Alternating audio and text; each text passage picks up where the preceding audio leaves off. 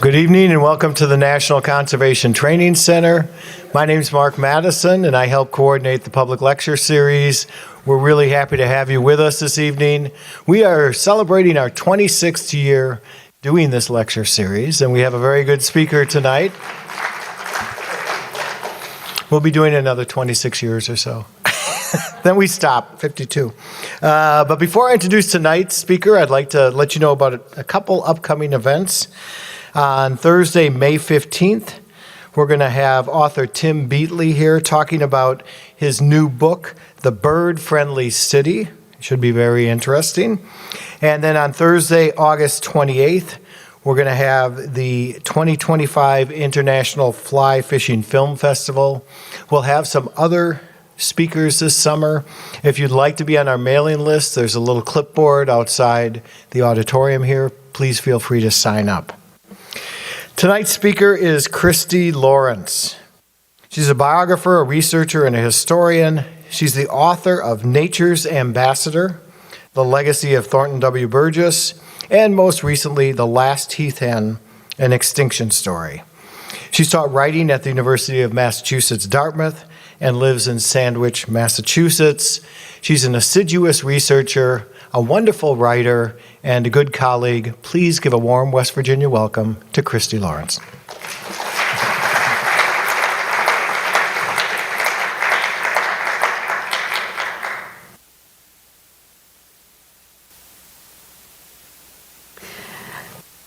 Well, good evening. I want to thank all of you for joining us here at the U.S. Fish and Wildlife to celebrate Earth Day. What a better day for everyone to be together and be talking about two books that are related to the conservation that has been extremely important to U.S. Fish and Wildlife.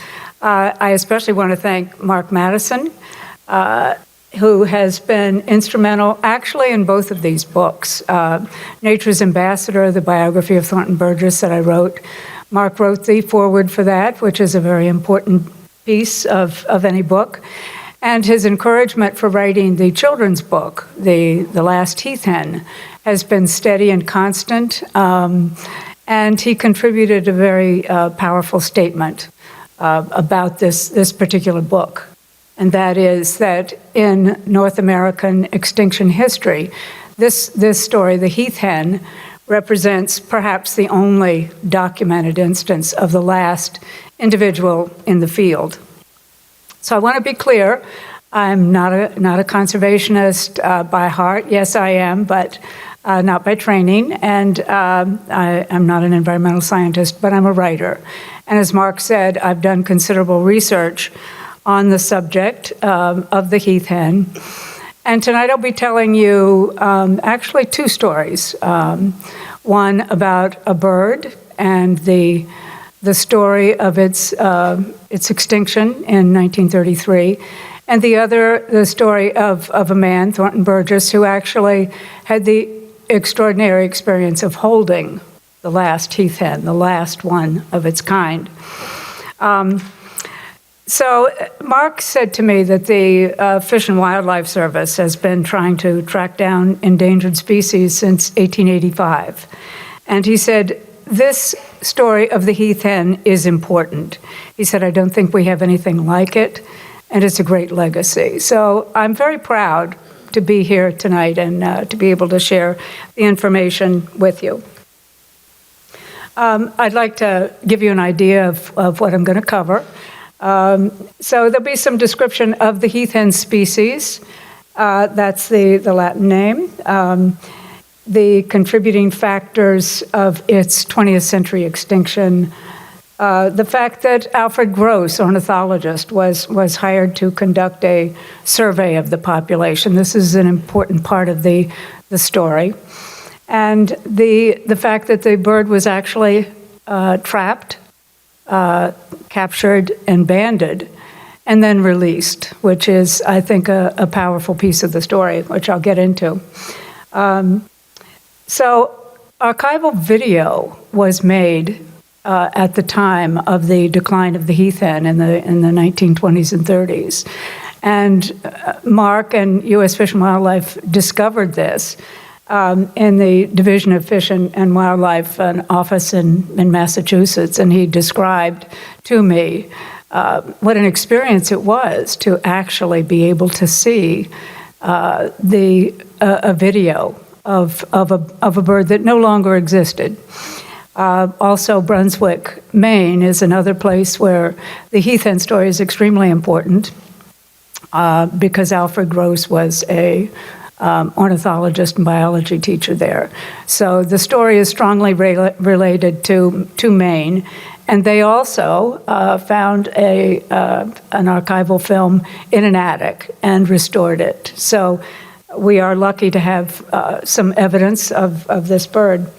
And I'm also going to talk about the role of Thornton Burgess and the, I think, unusual and perhaps little understood role of children's literature and Thornton Burgess in American conservation. So this is the Heath hen. You can see the description there. It's in the grouse family. It is about chicken-sized. You can see the dimensions there. It's similar to the prairie chicken. Those of you who are conservationists out there know, probably well aware of that. And the bird is in the lekking species. So when I began this research and was aware that there was a survey that had been done on the heath hen, I thought, not knowing, how is that possible? How can you possibly count and make an accurate head count of birds in the wild? And the answer is because it is a lekking species, because the males and the females gather during mating season in one place. If there are many of them, they may gather in two places. But it's this particular behavior that makes it possible to get a count of the heath hen. So you'll see above the heath hen, the raised up like rabbit ears, those are feathers. And ordinarily they lie beside the bird's head. And the orange sacs are inflated to contribute to the mating ritual, and they make this very loud booming sound. So here you can see, these are illustrations, and my slide presentation will include some illustrations from the Heath Hen book. I was lucky to meet artist Michael Byrd, very talented guy. And we worked together to get these the drawings and painting as accurate as possible. But again, you can see the feathers raised over the head, the tail up, the wings down. But I said, Mike, we need a picture of what the bird ordinarily looks like. So he came up with this beautiful picture on the left, which we used on the cover. The picture on the right, you'll see it again, but I just want to point out now. In the rear on the right is a farm building, and then the observation hut where Thornton Burgess and Alfred Gross observed the heath hens and were able to capture the last bird. So I just wanted to point that out here. These are some illustrations in my book about the diet of a heath hen. They were ground feeders, and this is one factor that contributed to their ability to be eradicated. They were fairly easy prey for foxes and cats, feral cats, and the other, well, I wanted to show you this too. This is the range of the heath hen that went originally from Maine down to Maryland, but in the final days, as the numbers dwindled, it only lived in you see the hook there off Massachusetts, and the island of Martha's Vineyard is off of that hook. And that eventually, by the late 1800s, was the only place that the heath hen dwelled. So again, I've written a children's book, and I'll explain as I go along the purpose of this. It's intentional to give those of you out there who are teachers and conservationists a tool to bring a very difficult and complex subject to children.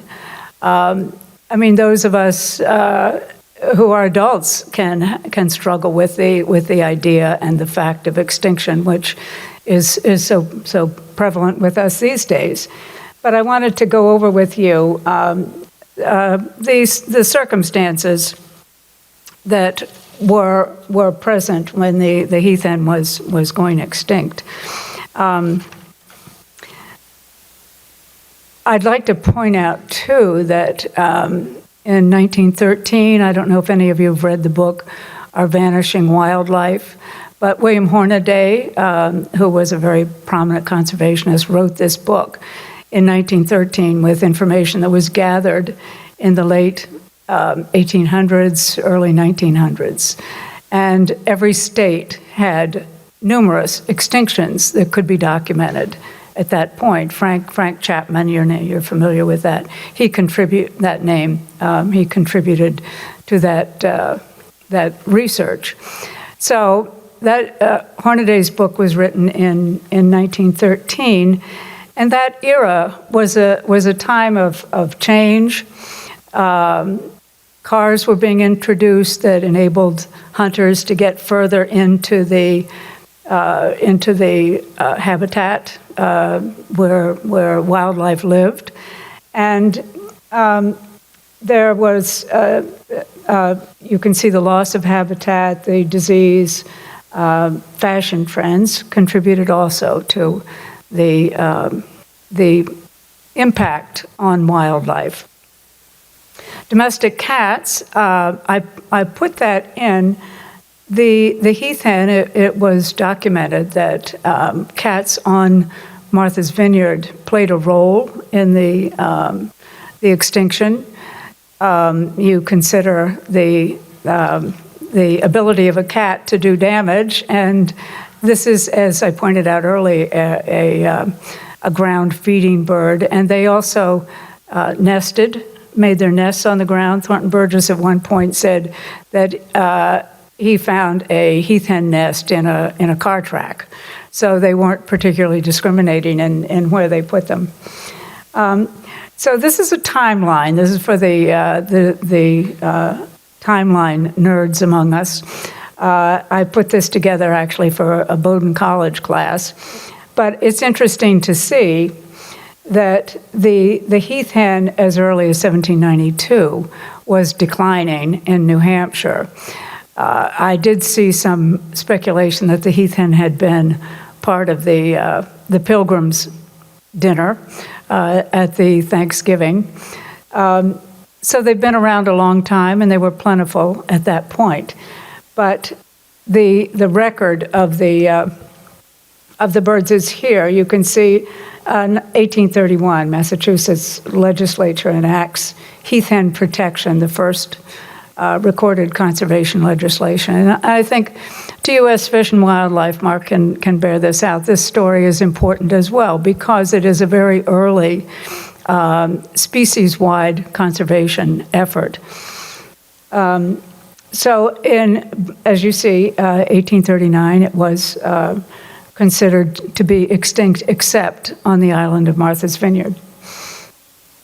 So more facts and figures here.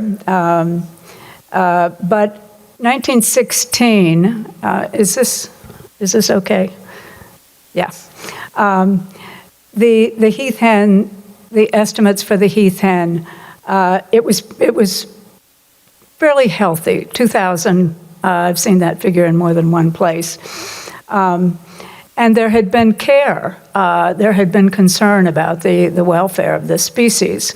So building it up, this was not accidental that it was, the population had risen to 2,000, we'll say. And then a fire occurred on the island. I'll get into that a little bit more. But you can see the numbers, they speak for themselves. And then the just before extinction, 10 years before. This is the timeline, the circumstances, and the conditions of the heath hen species. So by 1928, only 3 were seen. I'll be reading you some of Thornton Burgess's first-person account of witnessing the birds and then the last bird, as an opportunity to share with you the thoughts and the feelings of someone who was experiencing the uniqueness of the situation of this lone bird.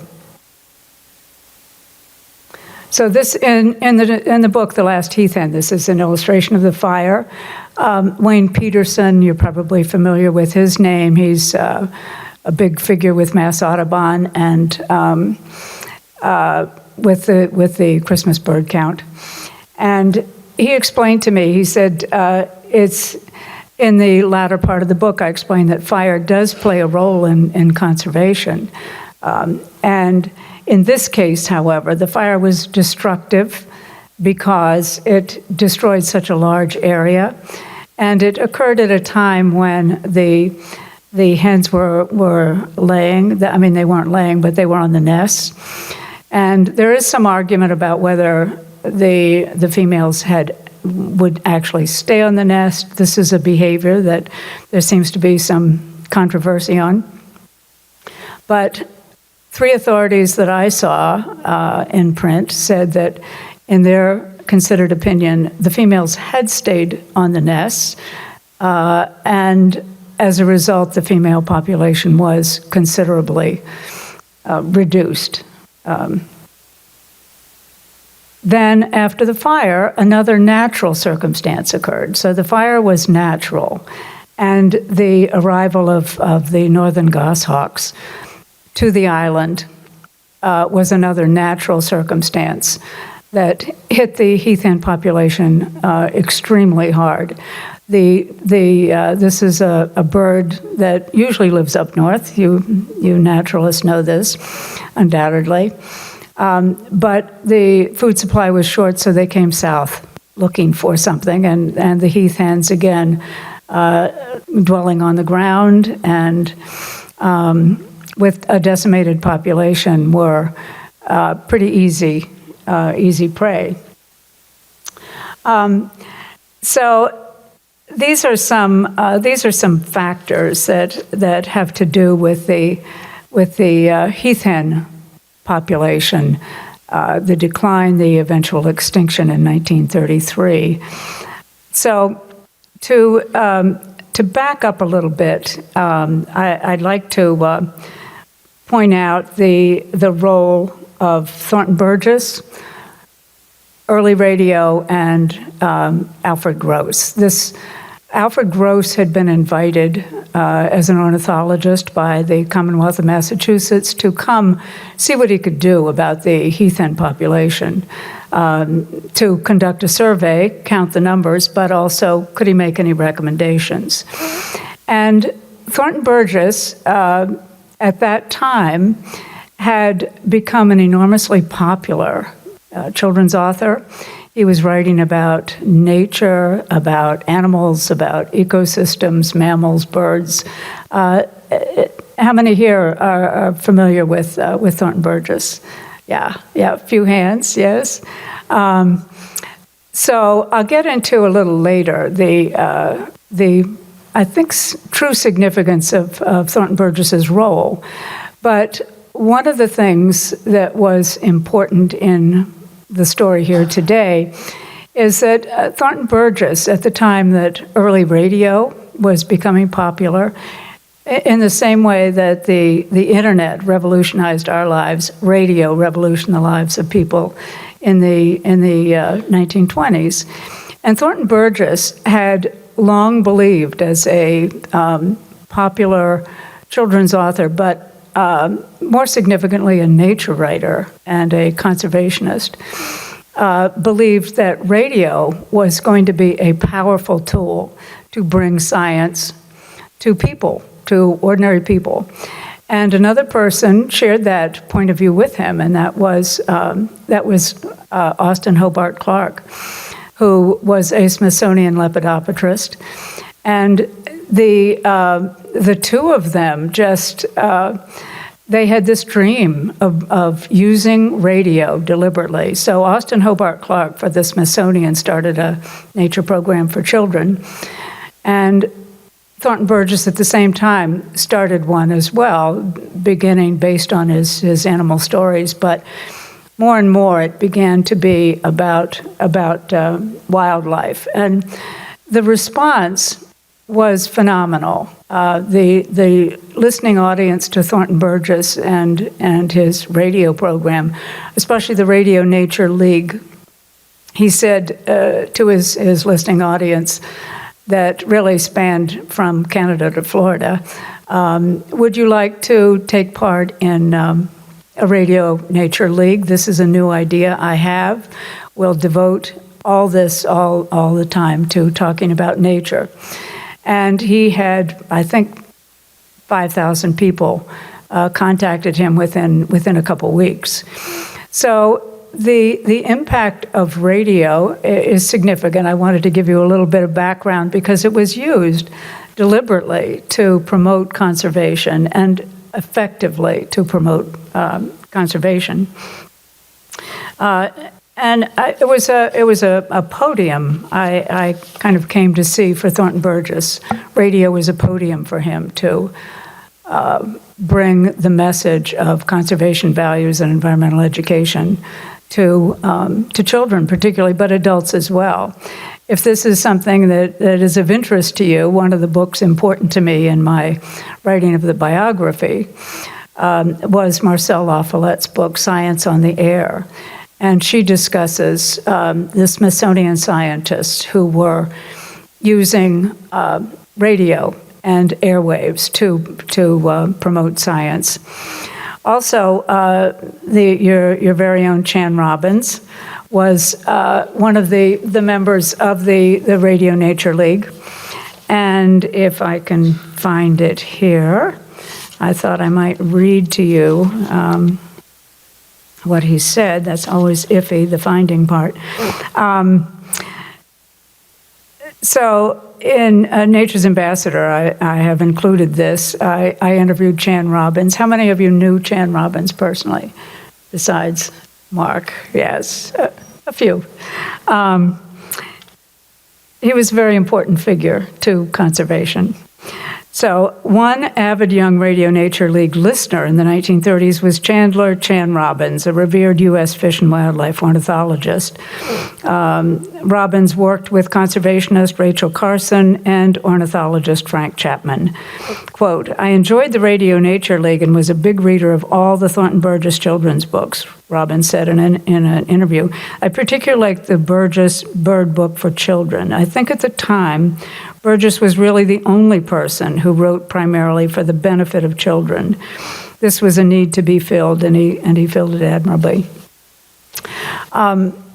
So I share that with you just to give an idea of the importance, the connection of conservation and radio and of Thornton Burgess. One of the things that he was doing with the Radio Nature League, too, was beginning to call for a commitment from listeners. It wasn't just you're being entertained, but if you wanted to join the Radio Nature League, you had to pledge that you would support wildlife, and you had to pledge, and I quote, to do everything possible to preserve and conserve all desirable American wildlife, including birds, animals, flowers, trees, and other living things, also the nature, beauty spots, and natural wonders of all America. So, admirable goals. And coming back then to our Heath Hen story, radio, Thornton Burgess, and Alfred Gross. Alfred Gross and the ornithologist and Thornton Burgess, I think, met at an American ornithologist conference in New York. And Gross was working at that time. He'd been hired to do a ruffed grouse survey for parasites. The Commonwealth of Massachusetts was studying that. They wanted him to collect them and study that. And he must have shared this with Burgess. Burgess very excitedly said, I have a radio program. I will ask my listeners to help you and contribute to your study and send you the bodies if they happen to find any rough grouse. It was hunting season, so that was likely. And Alfred Gross was quite amazed when he got 300 specimens that fall, thanks to Thornton Burgess. So it was the beginning of a friendship, and based on conservation, based on nature and wildlife. And so in the 20s, Alfred Gross invited Thornton Burgess to come and take part in the Heath Hen survey that Alfred Gross had been hired for. So I wanted to read you a little bit on, as I said, this first-person account of the. Okay, I'm sorry, I forgot to advance a little bit. So this is a slide that is a painting of the two going from the mainland, leaving from Woods Hole, Massachusetts. I know some of you have been there. And going over to the Vineyard. And that's a boat of the times. But in the survey, I wanted to read to you some of what Thornton Burgess wrote in his autobiography about this experience. He said it was possible to make a relatively accurate count of the birds from the seclusion of a blind. We were in the blind before daybreak. At break of day, the birds would appear and begin to dance, gather to dance, parade, fight, call, and display all their peculiar charms. The blind was, in effect, a huge wooden box roofed over to keep the interior dark, so no suspicious eye could chance to catch through one of the small observation holes some movement within. That year, there were only 4 birds who appeared, all male, but those 4 birds went through all the courting ritual as ardently as if all the bright admiring eyes of love were in truth watching every move. The next year, Burgess wrote to Austin Clark, his friend at the Smithsonian, about the 1929 Heath Hen census. And he said, "There seems to be no doubt at all that there is but one left. I secured excellent photographs of this one and also motion pictures. It means that the end of a species is at hand, and that thought was with me constantly as I watched the bird. It seemed to me a tragedy of tragedies when a species passes out of existence. The one bird is a male. Last year at this time there were 3, all male, so it was easy to foresee the end. There have been many and persistent reports of other heath hens, but we've run them down, and the result is just one bird." And then he goes on, he describes again waiting to see the one bird when the year came in 1930 that there was only, in fact, the single, the lone bird, the Last Heath Hen. And he describes it in this way. "The cawing of a crow broke harshly the peace and stillness of the dawn, and yet its very harshness seemed to amplify that in the strengthening light we saw the heath hen emerge from the thick cover of a scrub oak at the upper edge of the field. In this safe shelter he had spent the night. He did not fly. He walked, ran a few steps, walked again, and then stood looking and listening, the picture of alertness. Manifestly, he was well aware of the increasing danger in these open surroundings, but in this manner he continued to advance, watchful, but without real hesitation. In front of the blind, and only a few feet from us, he picked up a few grains of corn. Standing still, he stretched full height, bright eyes searching on all sides. Then, spreading his tail fan-wise in the same manner as his cousin, the ruffed grouse, he dropped his wings until the tips all but touched the ground, erected the long pinnate feathers on the side of his neck so they stood straight above his head like the ears of a rabbit, and swelled out the two bright yellow sacs like miniature oranges, took a few curious hopping steps, and followed this with the peculiar tooting love call. Then he stood at attention, looking and listening for some kind of recognition that we watching him knew could never be.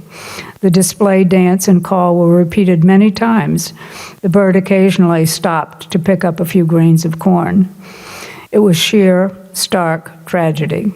Watching that lone bird displaying all his charms, calling for a mate after the manner of his race down through thousands of years, while I knew that nowhere in all the world was there a mate or even a companion for him, that I was watching the very end of one of nature's creative experiments down through the ages. That's Thornton Burgess on the left, that's Alfred Gross on the right, and the man in the middle of the table is Jimmy Green. He is the owner of the farm. And he plays sort of a unique role because everyone was aware that Jimmy Green's farm was the only place, as it turned out on the island of Martha's Vineyard, where the Heath Hens lived. And he became kind of a caretaker for them. He would catch predators when he could and put out food when he could. So here again, you've seen this before, but I just wanted you to see the proximity of the house and the observation blind that Thornton Burgess describes being in, and the heath hen in the field. So this is the I think the most dramatic incident in the book. What you're looking at, I guess you will have to use your imagination. The mesh net was suspended by a stick, and you can not very well see, but Thornton Burgess is inside the hut holding a string. The net is propped open. There is corn that is intended to entice the heath hen, and when Thornton Burgess, when the bird was underneath, Thornton Burgess was going to pull the string. So he describes in his autobiography that on March 30th of 1931, wonderful day, the heath hen came out, did everything, except go under the trap. So he was interested in the corn, but would not go underneath. So the next day was utterly miserable, and the weather was terrible. Their intent was to photograph the bird and also to capture it. They had decided, which if I hadn't been flustered with that unfortunate upside down, the men at the table, I would have told you that they had made the decision that they were going to capture the bird and band it. Not everybody felt that was a good idea, but the idea they had was if there was perhaps another bird, another heath hen on the island, if one was found with the leg bands, they would know it was this one. So for U.S. Fish and Wildlife, which would be the keeper of those records, that would be, that was important. And bands were put on both legs. So at any rate, the day after the perfect day, the miserable day, the heath hen did show, and Thornton Burgess describes it as bursting out of the underbrush and kind of this soggy-looking poor bird. But it went right over to the trap, began to eat the corn, and went underneath, went under the trap, and so. Thornton Burgess looked at Alfred Gross. Alfred Gross nodded his head, and Burgess pulled the string, and they had captured the last heath hen. when I saw the archival video, I drove up to Bowdoin College in Brunswick, Maine, to see that when I'd heard that they were giving a showing of the restored film. When it came to the part in the film of Alfred Gross bursting out of the hut and scrambling, losing his balance, slipping and sliding around the corner because it was raining, to get to the trap, to grab the heath hen so it wouldn't break a leg or a wing, and because of what they had done, be injured. So he was just struggling so mightily to get there, and the audience laughed. I was horrified. I thought, no, he's just trying to save the bird and make sure it's okay. But at any rate, they did captured the bird, and, well, thank heaven, one upright. This is a news article on the heath hen. The heath hen had become quite famous. The Vineyarders were very fond of this bird and had named it Booming Ben. So there was a newspaper article when the bird was captured, and this is titled "The Most Intimate Picture," and I think so. A couple things to say about that. I had organized a panel discussion on extinction when the My Heath Hen book came out.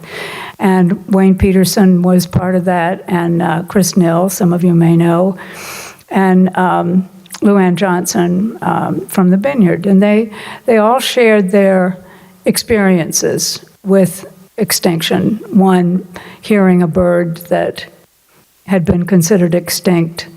One holding a specimen out of a drawer in a museum. And I sat there thinking, the person that I've been writing about in 2 books had firsthand, he felt the bird. He had that last bird in his hand, that remnant, last remnant before the species went extinct. And what a powerful thing that must have been. So I do consider this a very special moment. And the artist, Michael Berndt, depicted this, and I particularly love this illustration because you'll notice the two bands, copper and aluminum, on the legs with the numbers, and the band on the man's hand. That's Thornton Burgess's hand. So he has a wedding band on, but he is banded as well. So this is, I don't know, it sort of feels like a tombstone. It's a marker on the island of Martha's Vineyard about the heath hen. And I don't know if the part of the country that you all are from, there may be a species or an individual bird that becomes very important. But you conservationists know the importance of wildlife and creatures to individuals. And I remember on Cape Cod, there was a tiny little hummingbird that had not made the migration back home, and the weather turned very cold. And people began dropping off sugar and contacting, I think, the Wellfleet Audubon Center. People just were so anxious to do something to help this little bird. And I think wildlife brings out the best of us in some ways. I'm sure you agree. But so this is a point that Mark made that I think is important and makes me believe in the importance of my children's book to reach the hands of teachers and conservationists, and that is this unique role of having been documented with still pictures and with video. And there, of course, the passenger pigeon, is certainly documented, but it was in captivity. So to have this kind of documentation in the wild is unique and important. Well, This picture, this slide is intended to show these two gentlemen with holding the heath hen, and I felt both of them had an attitude of respect, of caretaking. And in the children's book, I make the point that there was no padding of this. You know, this is my new little fluffy pet. No, it was none of that. It was very respectful. And I asked Mark, too, to consult with a top U.S. conservationist about the likelihood of this decision being made to ban the bird, and then to capture it and release it. This was made by two people. This was not made by a federal agency. This was not made by committees.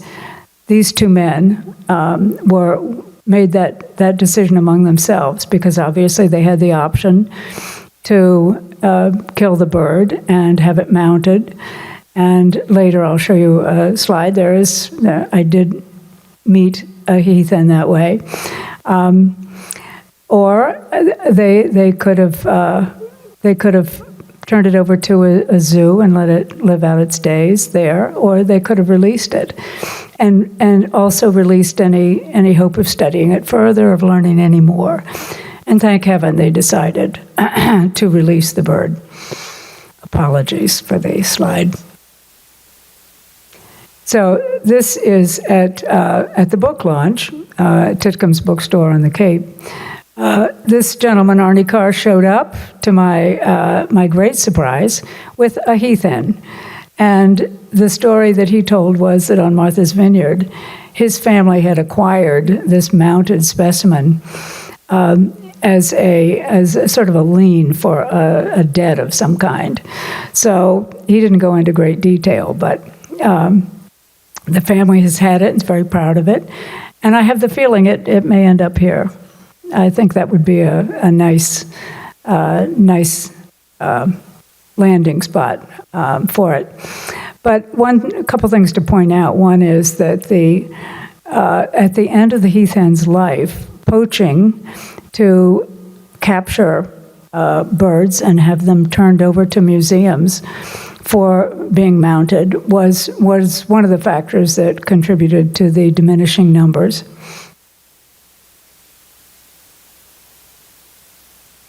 So you can't see that too well, but that is the mounted heath hen in there.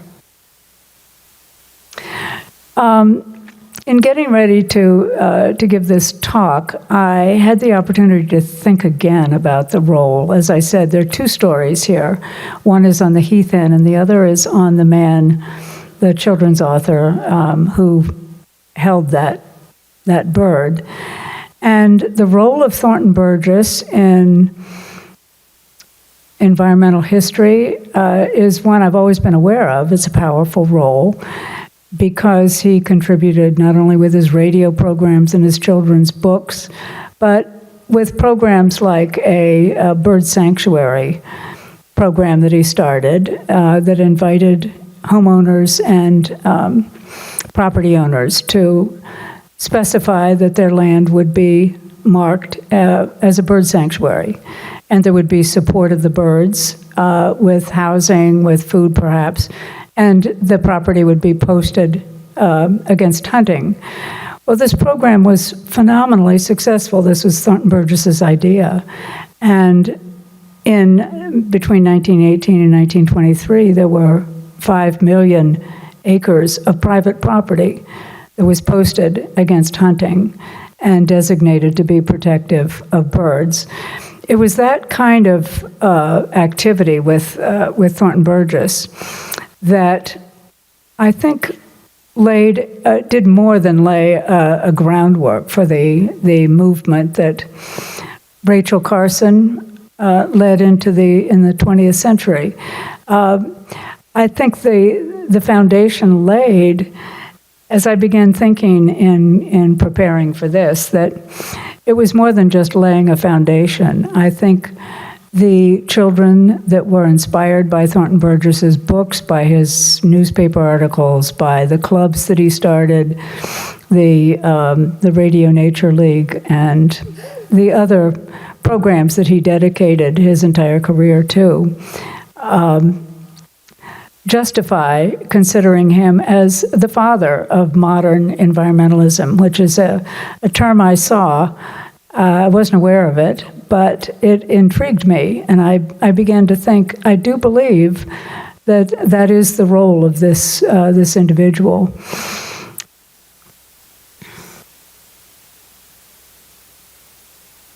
So you can see Theodore Reed considered Thornton Burgess an extremely important person. And so did Bradford Washburn at the Boston Museum of Science, who requested that three people, the museum wanted to honor him, and he requested that three people be particularly honored for their influence on him. And Curtly Mather at Harvard, Gilbert Grosvenor at the National Geographic Society, and children's author Thornton Burgess. So Bradford Washburn, I'm sure you all know, is an extremely important person in American conservation and science. And the role I think that Burgess played in inspiring people like David Brower as well. David Brower, of course, the president of the Sierra Club, had a chapter on Thornton Burgess. So I think this is something that bears looking into. I'm sharing this theory with you, and it's my hope that researchers in the future will look more closely into this. JFK read Burgess books, and I had one sweet little story about a man who got an autographed copy of John Kennedy's favorite book, Reddy Fox, and brought it to the White House signed, and Kennedy sat right down in the presidential chair and began to read it. So governmental business came to a halt on that day. Chuck Roth, another conservationist I know, had great esteem for Thornton Burgess, knew him personally, and he said that John Muir was one voice, John Burroughs was another voice, and Thornton Burgess perhaps had the greatest influence because of the breadth of his reading audience. But more significantly, and I think this is what speaks to me, is that it was an audience of children primarily. It was the next generation of voters. It was the children who were going to grow up and care, who were going to be the stewards of nature. And that's what this is all about today, is considering how we can be better stewards of nature, I think. Just a few more slides here. This one is one of my favorite in my biography. And I'm very grateful it's not upside down, because this has, you'll see important names. Those of you who are conservationists and naturalists and environmentalists will perhaps recognize William Rowan. You can read the names there, but your very own Aldo Leopold, and I'm staying in the Aldo Leopold Lodge, is important to U.S. Fish and Wildlife. Well, I don't know which gentleman he is, but Mr. Leopold is there. Thornton Burgess spent a week in the company of these people. And I just wanted to point out, too, that he was a hugely successful author, selling millions of copies of books, and that life did not interest him. He would have been so happy to be here, and he would have loved to be among all of you and be chitty-chatting about nature and all the good stuff. So he was with these experts, and that man, I read his journals from 1926 through the 40s, and in all that time, he was happiest. This one time he was on a trip with Alfred Gross in Labrador, and they were clambering over cold rocks, counting bird eggs and species and making notes, and he was just in his absolute glory. And so that time, that Labrador expedition with his pal Alfred Gross. By the way, Burgess, I think, is number 6 in this picture, 6 from the left, and Gross is number 7. But it's quite a picture. I never met anybody who could actually point out exactly who these folks are, but the names are there. And this conference, I think, is typical of the things about Thornton Burgess that excite me, because this was a conference on biological cycles in Labrador that was set up by a Boston businessman who simply wanted to know what was going on with his property in Labrador. Why were the salmon sometimes thriving? Why were they not? And other species, what was going on with the environment? So he set up this conference, and he invited these experts from England and Scotland and Canada and the US to meet, stay for a week, and talk. And it was this experience that I'm telling you about that Thornton Burgess just loved. Well, this picture I got from Bowdoin College, and it was, I had begged them 3 times, you must have something on the Mattamet conference. No, we can't find anything. So 2 days before I'm to turn in the manuscript, they located this picture, and it's my very favorite in my biography of Thornton Burgess, Nature's Ambassador. All right, this one seems to be okay too, Mark. This was added late today because when I was working in the archives, I walked with some of these ladies over here. Hello. I walked past this desk, and here's Ding Darling's artwork. Well, Ding Darling, as you probably know, was a conservationist cartoonist, and this is a cartoon from 1916, September, though. This is important, September 1916, where Ding Darling on this side, on the left, is laying out all the different ways that the hunters can act cruelly and stupidly. And so with a cartoon, he has illustrated this.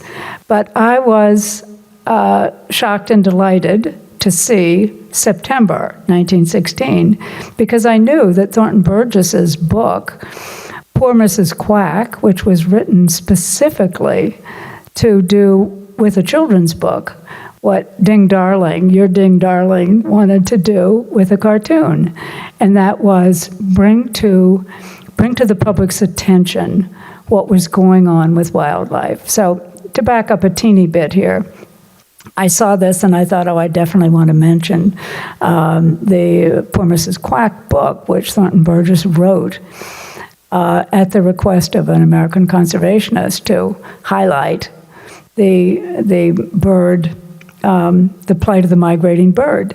He was trying to get, William Hornaday was trying to get the Migratory Bird Treaty Act passed through Congress, and it was a terrible fight, and it was not going well. And Thornton Burgess, children's author with millions of readers, said, "Can I help?" And Mr. Hornaday said, "You absolutely can. Write a book, a children's book, about the plight for the migrating bird, what it's like." Well, Thornton Burgess came through with something Mrs. Quack describing to Peter Rabbit and the other characters, what it's like to be flying all day, be exhausted, see a place finally that looks safe to come down, and you see others of your kind down there, they look just like you, and you come down and guns begin to fire. And so this is the Migratory Bird Treaty Act did pass, as we know, and Chan Robbins, oh my goodness, I'll have to cut this off. I can't go into that detail, but your Chan Robbins here was part of the Migratory Bird Treaty Act and the passage of it in Russia. But that piece of legislation that Thornton Burgess was personally thanked by William Hornaday for helping pass. That is one of 3 pieces of conservation legislation, as I understand, that can be used, say when the BP oil spill occurred in the Gulf of Mexico, to sue, to bring a case against the company. And the Migratory Bird Treaty Act from 1918 is one of the means that we have to protect the environment. So I think it's important to keep in mind, again, that a children's writer contributed to that success.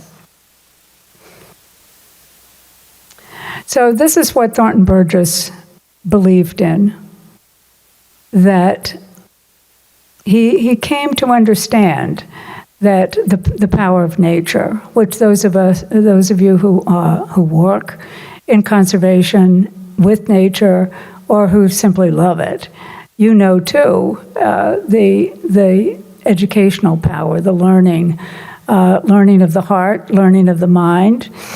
But it's a very effective tool. The book on the upper right-hand corner is one that David Brower, the president of the Sierra Club, quoted in his autobiography, saying that this book was tremendously important to him, to his values, to shaping his values. Thornton Burgess's Adventures of Bobby Coon. The picture on the other side is a young man, Stu Parsons, who worked at the Greenbrier Nature Center. And I have his picture there because to remind me of what Stu told me, and that was he said, you can walk into a classroom and kids are paying absolutely no attention to you, none whatsoever. They are busy talking with their friends until you reach into your pocket and you pull out a toad. And when the children spot the toad, silence settles over the room and you have their rapt attention. And this point about the ability of nature uniquely to reach children and to reach all of us, I think is worth considering on this Earth Day. So, why do people teach? Why do people write? Why do people do what all of you are doing? One of the reasons would be this, and that is your ability to influence. So the Heath Hen came out last year, and I got this sweet drawing from this 9-year-old child, Jordan, and this sweet note that says, "Thank you for writing the Heath Hen so I can read it." And it put things in perspective. Writing a book is never easy, even a children's book. And it's my hope that there will be that kind of a reception for the book. And I put this slide up. I saw this 2 days before I was going to come down here to the training center. So the child on the left side is asking her big sister, saying, "Oh, there's so much I want to see, so much I want to do, and go here and go there, and I want to see penguins and whales and walruses and all those other things she lists there." But there's that last question: will they still be there? She said, "when I get there." And so I think that's a question for all of us to consider today. And I think the answer, we're here, so we can provide the answer is yes, it still will be here. So that's all I have to say, and I apologize from the bottom of my heart for my upside down pictures. Thank you.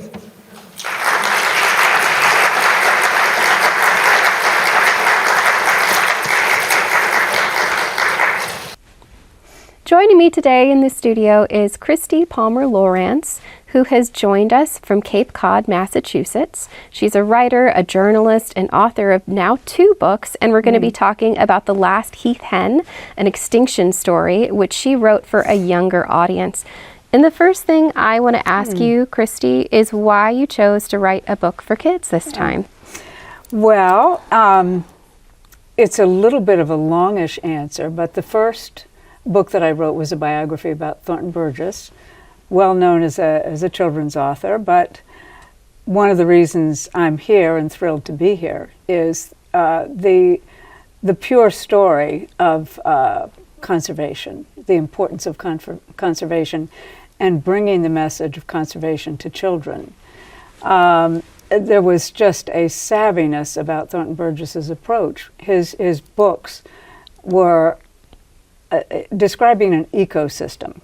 So he had all different types of habitat. He had mammals, he had birds, he had amphibians, and they were interacting, and the stresses on them and the needs of these different birds or creatures were there for children to learn from. Mm-hmm. So his idea of going to a young audience with the science of environmental conservation was something that resonated with me. One of the stories that he told was the story of the Last Heath Hen, and the significance of it, which Mark Madison has emphasized to me. Mark Madison, by the way, wrote the foreword to Nature's Ambassador. I'm very grateful to him. And he encouraged me to write about the Last Heath Hen when I told him I was thinking about doing this. But the idea of helping children understand extinction, not something from the distant past, and not something that you just are casual about, but this is a true story. It's a nonfiction story about an extinction in 1933 on the island of Martha's Vineyard. So it's graspable, for a child. Mm-hmm. So I'm not a children's writer, but it's a conservation story for children to be used by teachers and conservationists. That's my hope. That was my purpose. Fantastic. So from this book, what do you hope parents or teachers glean from the story of the Last Heath Hen? You've talked about the meaning of explaining something like extinction to young children, but do you think the adults in their life will kind of come along the way with them? I hope so, because one of the things that is part and parcel of the story is process. This isn't just a date and a creature, a species gone. This is a process. It's quite possible that the Pilgrims ate heath hens in the 1600s, and this extinction was in 1933. And efforts were made. As Mark said, it was a late extinction, and so the reasons, and it's a complexity of nature and of human contributions too. Cats played a role in the extinction, for example. So there's complexity to it, and I think if children can absorb that when they begin to talk when they're older and deal with extinction in whatever way they may, they have maybe a little richer understanding. Absolutely. So can you tell me a little bit about the research process you had for writing The Last Heath Hen? Because I know you had to take down these facts and these stories and condense them into something that children and their teachers and parents can use. Right. Well, there were some really very rich resources available to me, including Thornton Burgess's own eyewitness account of the heath hen, which I'll be reading tonight, some of, and the description, his description as a writer of watching this last bird and the experience of listening to a bird where there is no other. There's no other. It's not just that there's no mate, there is no other. And listening to this bird call, it's impactful, it's deeply impactful.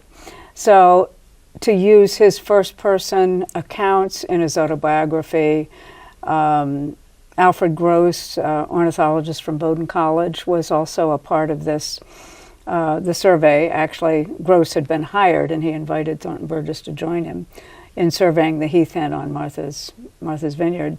And Alfred Gross wrote a very detailed, thorough ornithological report on the bird. And there was a very powerful document called Journey to Extinction by Henry Beadle Huff on Martha's Vineyard. And it's an obituary of a bird.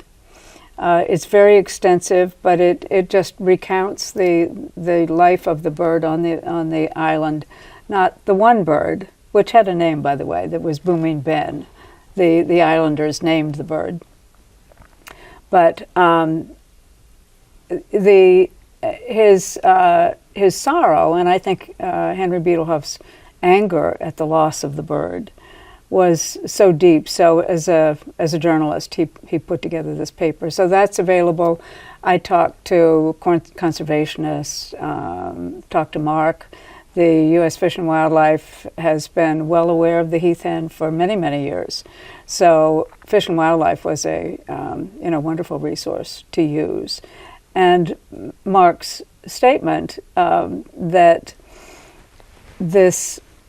the heath hen and the documentation of Thornton Burgess and Alfred Gross, the movies that they made, which will be seen tonight, by the way, and the photos that they took and the accounts that they made provide documentation. And how did he put it? It's the only North American extinct species where the last individual in the wild is documented. And in this case, the heath hen isn't only documented, but the decision was made to capture it and to band it.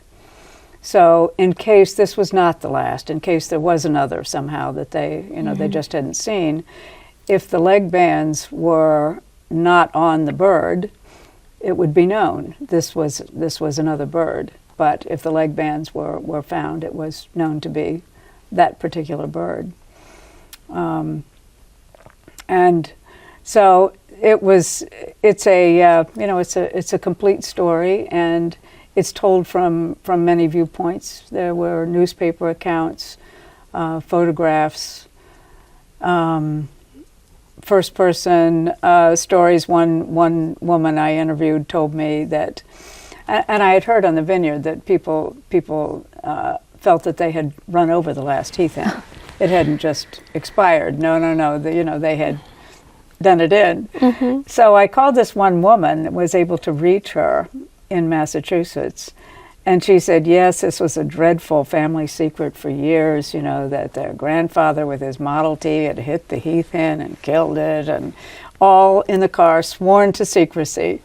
But the conservationists that I've spoken with on the Vineyard are kind of, yeah, right. They're a bit skeptical, shall we say.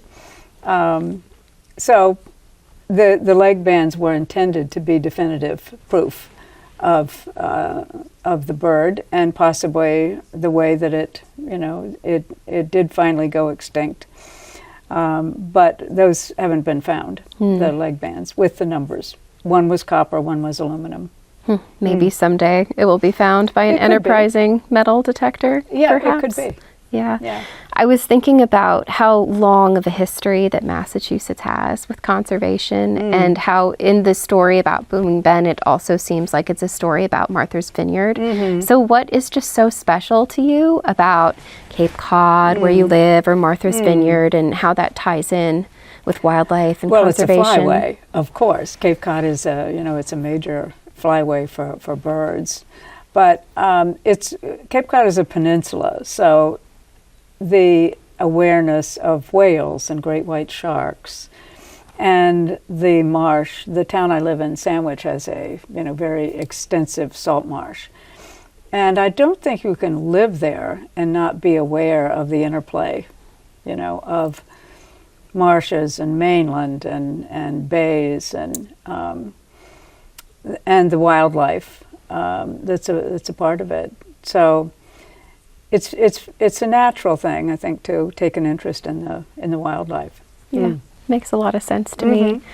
I think something that almost came across to me as well is how, this is the story of an individual within a species that's going extinct, which makes it much more personal, I think, and speaks to the heart of things.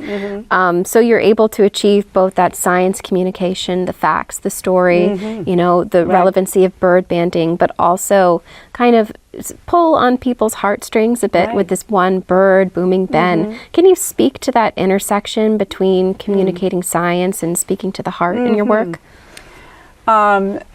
You've hit on something that I think is tremendously important in both the books that I've written, and the heartstrings, the connection between the heart and science.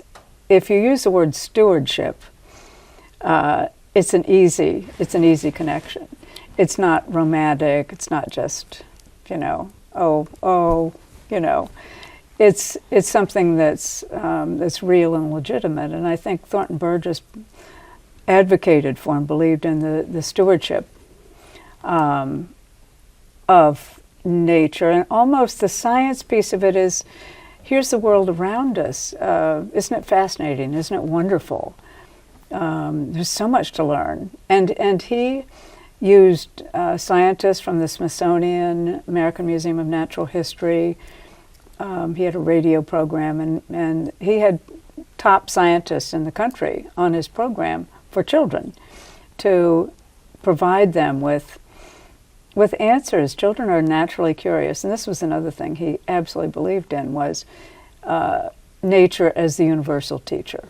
He felt that children learn so easily from nature, and so he just made that connection. The sentiment piece of it is something that one of the reviewers of the biography, Kevin Armitage, commented on, this connection of sentimentality and science, and they serve each other. And I remember William Hornaday at the turn of the century was coming out guns blazing to get the Migratory Bird Treaty Act passed. And I talked to one person who said Burgess was effective because he was an alternative to the guns blazing, the cannons firing, the demand that it be seen this way. When Burgess wrote The Adventures of Poor Mrs. Quack, dads were having weeping children, coming at them. Daddy, you're killing Mrs. Quack. How can you go hunting? And the sentiment can be a tool, but I think it's an honest tool. I think it's a natural tool. It's not manipulative. You know what I mean? Of course, inviting people to care. Right. Is That's just the thing. one way of putting it. It's important. Right. And without the caring, what is conservation? I mean, caring has got to be, what better represents this interplay, of caring and stewardship, and sentiment, if you will, and science than U.S. Fish and Wildlife. No. Not to give you too big a plug here, but yes, to give you a plug. Isn't that the heart of it? Yeah, I think so. And I think intending this story for the younger generation and that intention to communicate a difficult topic like extinction. Yes. Do you think that children, and that's who we should really be doing a lot of our messaging around conservation for? Do you think we should be trying to reach children more with our messages? I do. I think Thornton Burgess's belief was that it's so natural for children. And these days, it's another world, certainly. I'm not that idealistic to think that kids today have the same kind of understanding of nature he had. They absolutely do not. But that makes it perhaps even more important. It doesn't. This is one world. We're in it. Wildlife is in it. The creatures are in it. Habitat, we share habitat. So there has to be a cooperative arrangement. Yeah. So I think is important, will always be important, always. And any message that helps children, and it's a very wise thing, I think, to to bring this type of education to children as they grow. They have something in their backpack to take with them, some knowledge to take with them. I agree. And I think, before we started this conversation, you shared with me a passage from The Adventures of Bob White. Yes. I think it would be very appropriate to share that with our audience because it really does speak to that we share the earth and that connection of the heart. Would you mind reading that for us? Sure, of course. And for everybody watching this, it's also got a beautiful cover and just gorgeous illustrations. Yeah. I was really excited to see it when Christie brought it in. Yeah, The Adventures of Bob White. When was this written? I think it was, let me see, 1919. And that was a year Thornton Burgess was given an award for writing The Adventures of Poor Mrs. Quack, and he was credited with influencing millions of children to care about wildlife and nature, essentially. And almost 100 years later, this message is still so critical. Right. So this, as I was explaining to you, this passage, I've read 25 Burgess books in preparation for writing his biography. I had not seen this. I had apparently glossed over it, but I opened this up one day, and it took my breath away to see at chapter 16 of The Adventures of Bob White, Thornton Burgess's explanation for children of, it's being written for an adult, but to explain why we should care about, about wildlife. But this has to do with the relationship with wildlife in it. He writes, "If love prevailed everywhere, there would be no terrible wars, no prisons, no dreadful poverty, no bitter quarrels between those who work and those for whom they work. And on the green meadows and in the green forest there would be no fear of man and no frightful suffering from traps and terrible guns. Love, that wonderful great thing which is contained in one little word of 4 letters, could and would bring joy and happiness to every heart for all time, if only we would give it a chance." And he goes on to say that it was love in the heart of Farmer Brown's boy that made him want to protect the quails, Bob White. But isn't that just so touching? Isn't that so beautiful? It really is. And kind of unexpected in a children's book to hear such a poetic statement. Yeah. Don't you agree? I do agree. Yeah. And I think it speaks to the hope that's in your work. It's an extinction story, sure, but I think we're still kind of left with the questions and the perception of this event and how we can move forward to prevent such things in the future. So speaking of hope, what would your hopes be for the future of conservation? Wow, that is such a big question that needs be met, all needs be met, and we all that enable, the needs be met that enable us all, to survive, the understanding evolve too, that we can, all live together on this, this planet. Yeah. It's a pretty big hope, I know. It's not like, It's a good one. It's not like a copy of a Heath Hen in every 4th grade classroom, but that would be a hope too. Sure. Are you working on anything new right now? Yes, I've been working on something a little bit different, another biography, but it's a biography of Dr. George Bass, and he is the father of underwater archaeology. So, yes, so I am exploring the world of archaeology and shipwrecks. And so George Bass, when he was 27, was charged with excavating the oldest shipwreck at the time in the Mediterranean. It was almost 100 feet deep. He didn't know how to dive, but he knew how to do archaeology. And so it's a glorious story. I love it. I just love it. So the exciting. research, talk about research. Oh my goodness, yes. Well, we'll have to be excited to look forward to that one. It Yes, sounds like a really exactly. interesting topic. Oh, thank you for asking. Is there anything else that you want to share as kind of a summary of what's important about this book? The only thing, it's a real pleasure, to be here and have this chance to talk with you, because I am hoping that this will reach teachers and reach parents who want their children, want to have a hard conversation. I intended this as to put into the hands of people who are ready to have that hard conversation. And so, as you said, there are sections in the back on fire and wildlife, and other topics and banding, and there are excerpts too describing resources, and I think you might have seen that Get the to blank engage pages directly for the little ones, to draw, but my hope is that the last part of the book resonate with children and with parents, with teachers. And do you mind if I read this? Please do. All right. So the story is told of the extinction, and then as a writer I'm thinking, well, all right, now what, And so I thought to give the story an ending for children. I wrote this.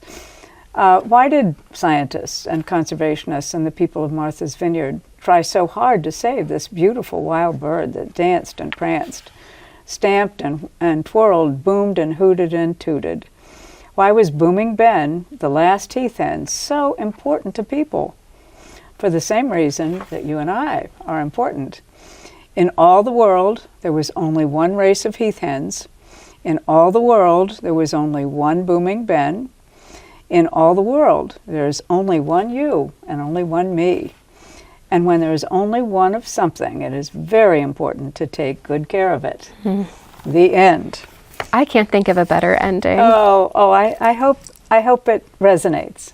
Thank you. Thank you. And thank you, Christie Palmer Lowrance, for joining us today. It's really been a pleasure having this conversation with you.